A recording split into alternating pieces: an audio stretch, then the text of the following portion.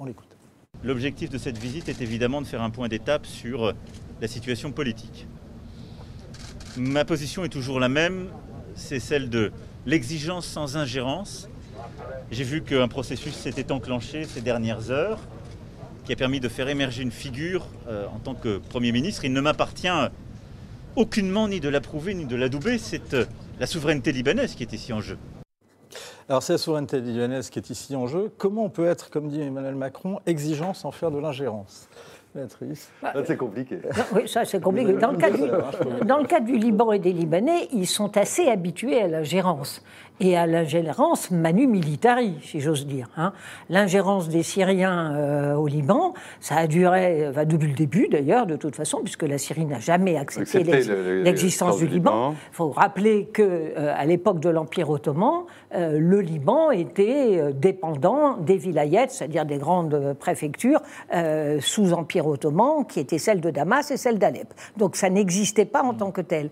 En tant que structure, si vous voulez, administrative, le Liban, avec la vilayette de Beyrouth et celle de Tripoli, c'est la fin du 19e. Bon.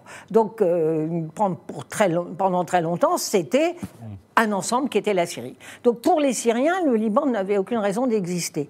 Bien. Donc c'est vraiment, j'allais dire, un rapport de force politique.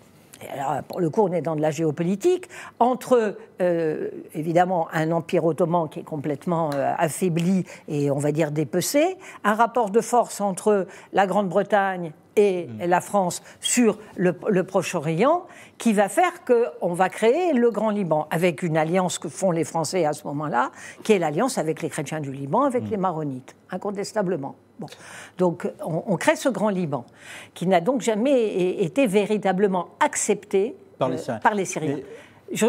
Deuxième ingérence, donc celle des Syriens, fini, oui. Parce que c'est pas fini. Ingérence extrêmement importante, celle d'Israël sur le sud Liban, puisqu'on a eu une occupation d'Israël dans le sud Liban pendant longtemps, très longtemps. Du début des années 80 jusqu'en 1990. Exactement. Donc là, on a une ingérence aussi qui est importante. On a eu une ingérence, on va dire aussi, par le biais des États-Unis, qui sont intervenus fortement au Liban. Donc, et de l'Iran à travers le Hezbollah. Bon. Donc dire que le Liban découvre l'ingérence, c'est aller un peu vite en besogne.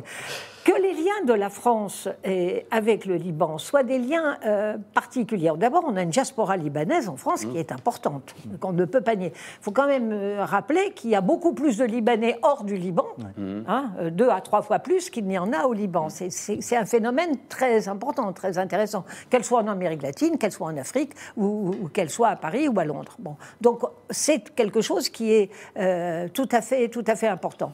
On a aussi une relation, si vous voulez, même dans un pays aussi sécularisé que le nôtre et devenu aussi peu religieux que le nôtre, une relation avec les chrétiens du Liban qui est forte, qui est importante et qu'on ne peut pas nier.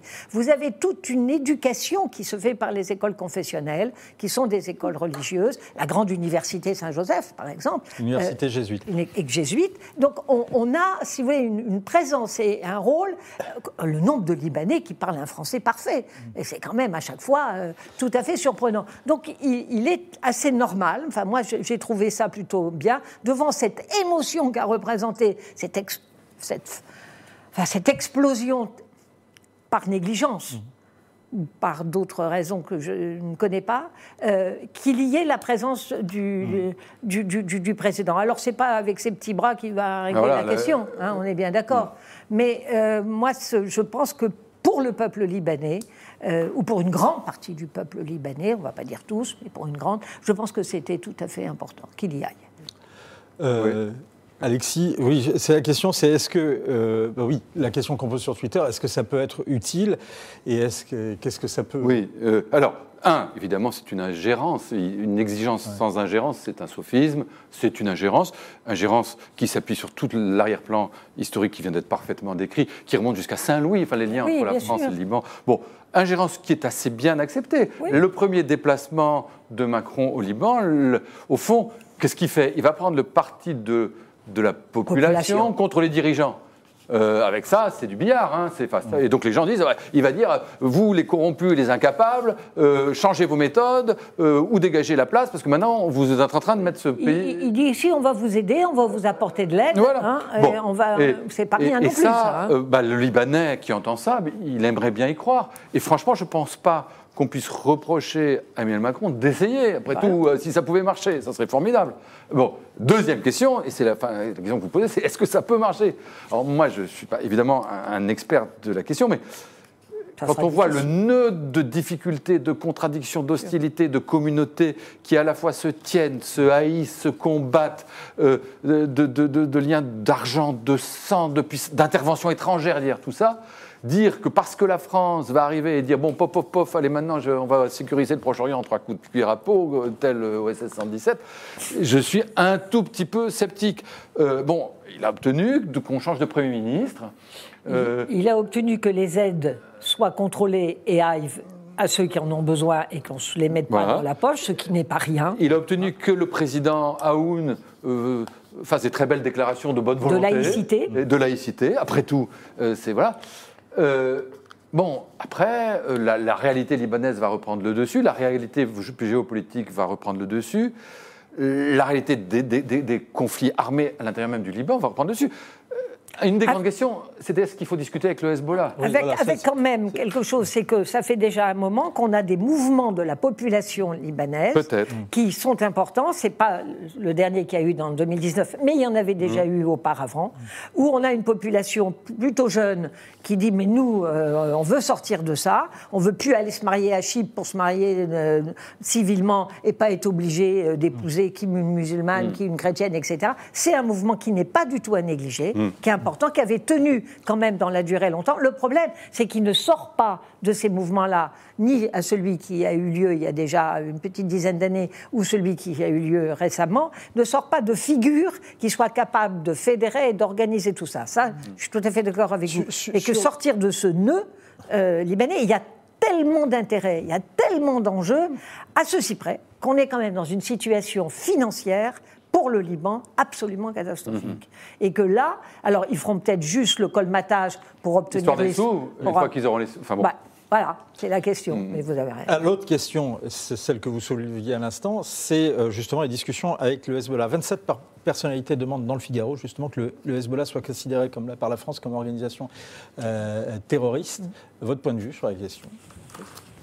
Alors, sur le principe, on peut dire très bien, la seule chose, c'est que le Hezbollah est un État dans l'État aujourd'hui au Liban, que c'est quand même l'armée du Hezbollah qui a défait l'armée israélienne en 2006, qui n'est quand même pas rien quand on sait comment fonctionne l'armée israélienne. Donc c'est bien gentil. Si je reprends mais dans les un autre manifestations exemple. qu'il y a actuellement, justement, on dénonce la mainmise du Hezbollah. Derrière les dénonciations de la corruption, on dénonce aussi la mainmise du Hezbollah. Est-ce qu'il n'y a pas une opportunité ? Mais on ne peut pas accuser le Hezbollah d'être le seul responsable de la corruption. Ça, c'est tellement simple. Bon, c'est-à-dire que tout le monde est mouillé, sunnites, chiites, Hezbollah qui est une partie du chiisme et maronites, tout autant. Donc de toute façon, dans le marigot, on les trouve tous. Donc on ne va pas parler simplement le Hezbollah a des moyens. C'est évident, c'est pas des imbéciles non plus. Ils contrôlent très bien un territoire. Ils arrivent à aider une population qui est complètement abandonnée par les structures de l'État. L'armée libanaise n'a jamais désarmé l'armée du Hezbollah. Alors c'est bien gentil de dire on ne doit pas parler avec eux, mais vous savez, on ne voulait pas parler avec le FLN en Algérie non plus. Hein. On ne veut jamais parler avec les terroristes. Puis il arrive bien un moment où on est bien obligé de prendre le rapport de force et discuter avec ses amis, c'est facile. La difficulté, c'est l'éternelle question. C'est l'éternelle question. Mais encore faut-il, quand on discute avec ses ennemis, avoir suffisamment d'arguments et de moyens de pression pour ne pas se faire avoir dans la discussion. Et c'est ça, c'est-à-dire parler, bien sûr, qu'à un moment, à la fin des fins, mais il faut parler en position de force. Et là, on raconte le dialogue, puisque donc Emmanuel Macron, alors que les États-Unis, l'Allemagne, énormément de pays continuent de considérer qu'il ne faut absolument pas parler au Hezbollah, Macron a vu le responsable du Hezbollah dans un cadre collectif, et puis il a un peu discuté avec lui de façon à part, et lui dit, d'après ce que Georges Malbruno, qui était sur place, nous raconte, je veux travailler avec vous pour changer le Liban, prouver que vous êtes Libanais, tout le monde sait que vous avez un agenda iranien, on connaît votre histoire, on sait votre identité, mais vous êtes Libanais, oui, non, vous voulez aider les Libanais, oui, non, vous parlez du peuple libanais, oui, non, donc rentrez à la maison, quittez la Syrie et le Yémen et faites le boulot ici pour construire un État et que ce nouvel État bénéficie à vos familles. Il a raison, c'est formidable. Mais, comment dire, moi je suis le gars du Hezbollah, j'écoute très gentiment, mais c'est pas comme ça qu'on fait changer les gens. Donc, il faut avoir, mais il y a sûrement d'autres paramètres dans ces discussions. Oui, bien sûr, mais pour discuter, on ne discute pas avec le diable, soupe pas avec le diable, sauf avec une très longue cuillère. Il faut avoir, je pense, surtout un gros bâton pour parler avec le diable. Il faut voir ce que dira l'Iran. Et le fond, c'est l'Iran. Le Hezbollah, c'est le bras armé de l'Iran. C'est l'Iran. Et dans ces conditions-là, il y a aussi une partie de billard. L'Iran, c'est l'enjeu, effectivement, de l'accord sur les nucléaires qui est extrêmement important, et donc des sanctions. Donc l'enjeu, c'est aussi les élections américaines avec Trump. Qu'est-ce qui se passe si c'est Biden qui est élu? Est-ce qu'on revient sur cet accord-là, auquel cas le rapport changera, ou est-ce que c'est Trump qui est réélu, auquel cas rien ne change? On ne peut pas, si vous voulez, raisonner sur le Liban exclusivement dans les frontières libanaises, sur une situation exclusivement libanaise. Si on raisonne comme ça, on ne comprendra pas le jeu qui peut se faire entre Israël, Iran, États-Unis et je dirais pas l'Europe, puisqu'elle n'existe pas en tant que puissance internationale, mais j'allais dire, Macron essaye... Ma dernière question, c'est que l'Europe n'existe pas en tant que puissance internationale, même si on ne connaît pas trop ces questions-là et la complexité de l'Orient et du Proche-Orient. Est-ce que quand même, au moins, il n'y a pas un signe dans cette visite d'Emmanuel Macron qui va 2 fois en 1 mois, c'est quand même le maintien d'une certaine influence française dans cette région? Ah ben, incontestablement.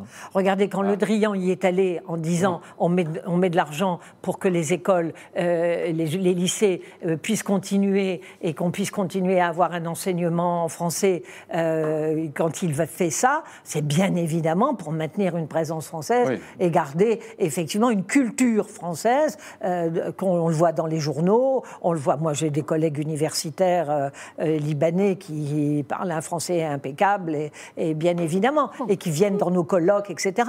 Bien sûr que c'est ça, et c'est, je dirais, parfaitement légitime. Heureusement, oui, la France a encore ses liens avec le Liban, et si elle a un endroit dans le monde et dans cette zone où elle existe encore un peu, c'est le Liban, la question c'est est-ce qu'elle existe suffisamment. Et vraiment, je ne pense pas qu'on puisse faire le reproche à Emmanuel Macron d'essayer d'améliorer les choses. C'est toujours bien d'essayer, mais est-ce qu'elle existe suffisamment pour faire évoluer les choses dans le bon sens? Bon, en même temps, si on n'essaie pas, on est sûr de ne pas y arriver. Déjà, Sur le fond, la situation interne au Liban est beaucoup trop complexe pour espérer un changement. C'est ce que vous nous dites, Babino. Mais vous voyez dans cette visite d'Emmanuel Macron un acte symbolique. Et Patrick se demande si Macron pactiserait avec le Hezbollah pour se voir décerner un prix Nobel de la paix. On n'en est pas apparemment encore là à vous entendre. La question qu'on vous posait, c'était pensez-vous que l'action d'Emmanuel Macron au Liban est utile? Vous étiez partagés, vous étiez nombreux à répondre. 47% à nous répondre oui, 53% à répondre non. Preuve que les choses ne sont pas complètement tranchées sur la question. Pour remettre bien les choses en contexte, le récit d'un siècle de relations entre la France et le Liban, c'est signé Renaud Gérard, il y a 100 ans. La France crée l'État du Grand Liban. C'est le titre de cet article et tout le dossier à retrouver sur le site du Figaro. Merci beaucoup pour cette première de la nouvelle formule. Et on se retrouve demain, même heure, même endroit, et vous retrouvez Guillaume Roquette.